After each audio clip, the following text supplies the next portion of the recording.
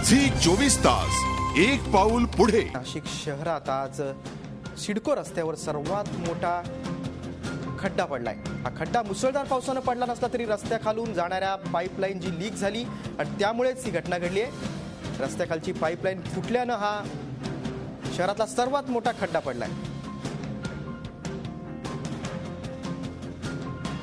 नाशिकमधल्या सिडको रस्त्यावर हा खड्डा पडलेला आहे। हा खड्डा मुसळधार पावसानं पडला नसला तरी रस्त्याखालून जाणारी जी पाईपलाईन आहे ती फुटल्यामुळे ही घटना घडलेली आहे। आमचे नाशिकचे प्रतिनिधी योगेश खरेन या घटनेचा घेतलेला आढावा पाहूया। पावसाळ्यामुळे खड्डे हे शहरात प्रत्येक ठिकाणी दिसत आहेत। नाशिक शहर तर रस्ते हे खड्ड्यात गेल्याचं म्हटलं जात आहे। मात्र आज आपण विक्रमी खड्डा जो मध्यरात्री या ठिकाणी नाशिक सिडको रस्त्यावर पडला आहे त्याचं मोजमाप आपण करणार आहोत। आपण बघू शकतोय की संपूर्ण टेप 15 फुटाचा हा या ठिकाणी संपलेला आहे।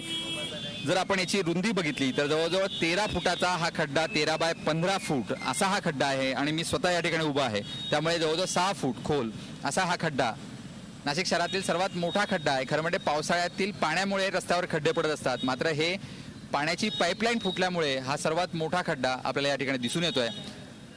सर्वात जुनी म्हणजे 80च्या दशकातली ही पाईपलाईन आहे आणि ही पाईपलाईन लिकेज झाल्यामुळे याचं वेल्डिंग फुटल्यामुळे हा खड्डा या ठिकाणी पडला आहे। खरं म्हणजे ही संपूर्ण 3 ते 4 किलोमीटरची लाईन अशी रस्त्यामध्ये आहे। जर केव्हाही ही पाईपलाईन फुटली तर याच पद्धतीनं रस्त्यावर कुठेही खड्डे होऊ शकतात आणि नाशिककरांचा जीव धोक्यात जाऊ शकतो। व्हिडिओ जर्नलिस्ट सोनू भिडेसह योगेश खरे, झी मीडिया, नाशिक। झी 24 तास एक पाऊल पुढे।